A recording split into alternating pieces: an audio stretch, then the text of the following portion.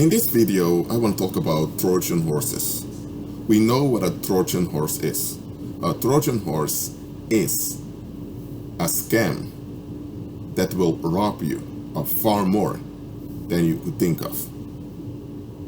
The scam appears as a gift or as an advantage, but it's only a distraction for the real thing that's about to happen, that's you being robbed. Now, the Trojan horse is a Greek myth. There was war between several city-states, because the Greeks had city-states back then. They didn't have any nations. So there were nations on the earth, but the Greeks were a divided people, so there was no Greek nation as a unity. So you had city-states.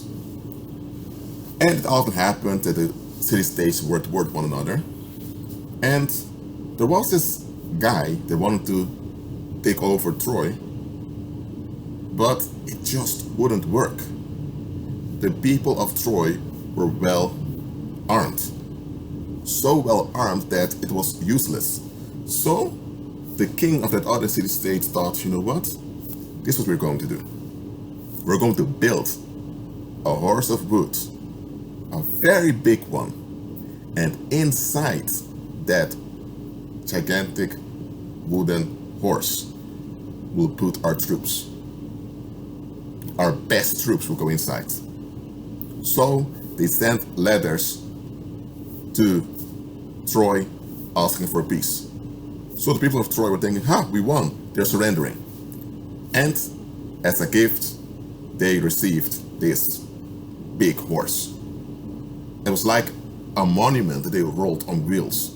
It was a monument. So people thought, our enemy surrendered unto us, even gave us this big gift. You see, they acknowledged our superiority.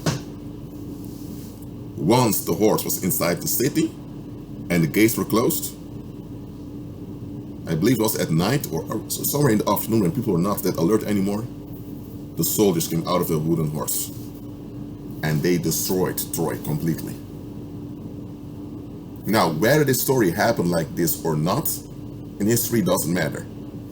I'm using it now as a parable, as the story is also used by pagans. A Trojan horse is a scam in which you think you have the advantage, but the opposite's happening. And examine that myth very well. They sent a gift, and inside the gift there was a curse. But the curse only manifested as a curse once it was inside. If the gift was left at the outside, the curse wouldn't reach its purpose, because the purpose was to destroy Troy from the inside out. So the gift had to be received, and once it was received in safety, now the danger would manifest. That is how demons operate, and that is how reprobates also operate. Both evil human beings as well as evil spirits operate in a similar way. They come as wolf in sheep's clothing. You see the sheep's clothes, you think those are sheep, but they're really raging wolves. They want to get inside of your affairs. And once they're inside of your affairs, and the coast is clear, now all the trash will manifest. And when the trash manifests, now you think, what? I didn't apply for this, I didn't ask for this, I didn't look for this. What's going on? Now you're in a state of shock. In any state of shock, you're overwhelmed. And because you're overwhelmed, you don't know what to do. And this enables the curse to work out far better, because you don't know what to do, right? So, now that you think, what can I do? You're way too late. You should have noticed that there was something wrong with that gift to begin with. Now, how does this apply to your daily life, believer? Because I'm talking to believers now. I'm not talking to worldly people. Not every good thing that happens is a trap. Good things happen. And not everything that happens easily is a trap. Good things can happen every day, and good things can happen in a very easy way also. Just because something comes easy doesn't mean it's a trap, okay? So where something comes easy or difficult, that's not the case. Because if you're an individual, if you're in pride and you want things to be difficult to feel validated, then Satan will send difficult things your way to waste your time and to drain you. If you're someone that tends to give up very quickly, Satan will come with something that's easy. So whether something is easy or difficult, that's not important. You need to look at the context of that thing. Where it's easy or difficult, forget about the difficulty or the ease. What's the context of that thing that's happening? In the, let me say, in the history of Troy, well, actually in that myth, obviously Troy existed, but how that city came to ruin, well, we have to guess.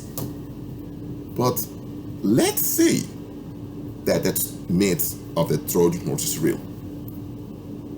Where did the Trojans went wrong? Here's where they went wrong. When it became obvious that they were winning the fight, their enemies realized, okay, they're winning the fight, we can't continue. If we continue like this, we'll destroy ourselves because they're winning. So when they asked for peace, they should have demanded justice, saying, okay, you guys wanted to destroy us, you want to destroy Troy, okay, you harmed children, you harmed women here, because psychological trauma that we need to heal from. Okay, you want peace, we're not going to fight anymore, but you need to contribute to our recovery, and you need to change your attitude towards us. We need to settle things, so that this is over with for both of us. They should have demanded justice and compliance with justice. They didn't do it. The moment those other Greek city-states asked for peace and they wanted to make their move, they immediately came with this gift. And this gift flatters the people of Troy. And that's where they went wrong. They should look at the context. Okay, those people came to attack us. Now they realize they can't win. They want peace. Okay, we also want peace. It's the benefit of all of us. There needs to be justice. We need to comply with justice. They need to comply also. Instead of looking at the bigger picture and see the context, they look at the situation. Then look at the context. Because think about it. If you attempted to conquer a city for so long, you invested so much money in taking that city down, and now into your face, your project is failing.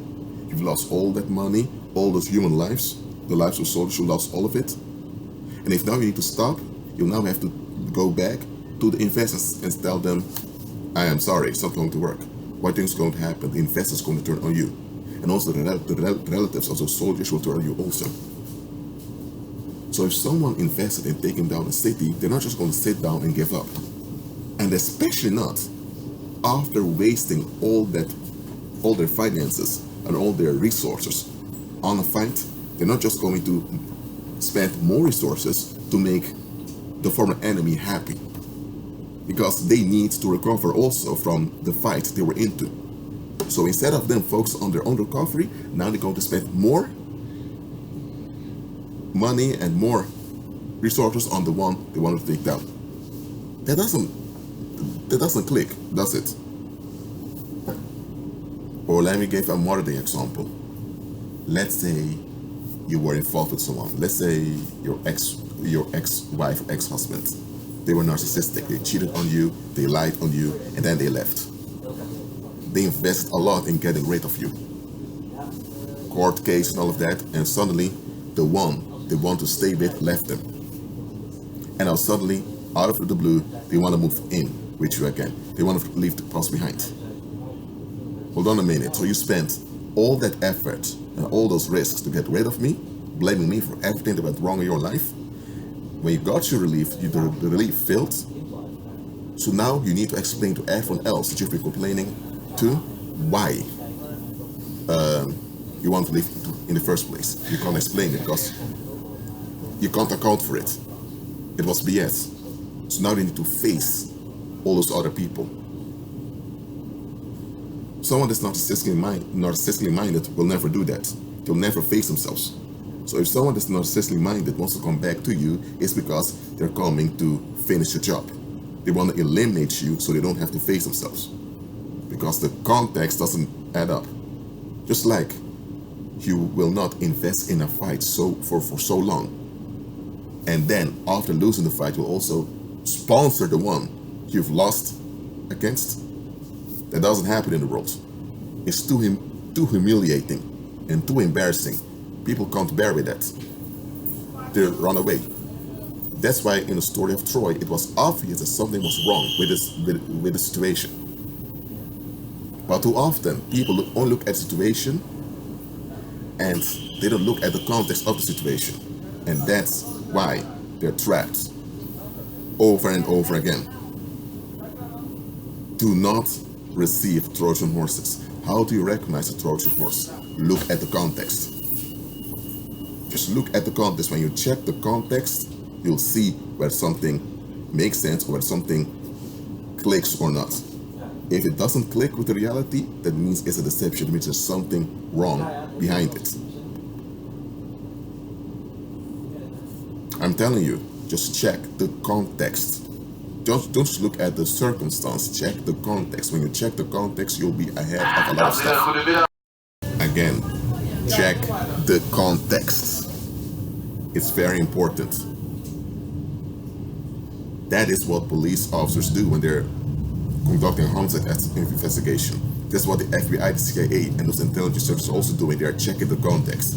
We tend to look at the situation and we reflect on the situation based on our expectations. We don't check the context of what's going on around the situation.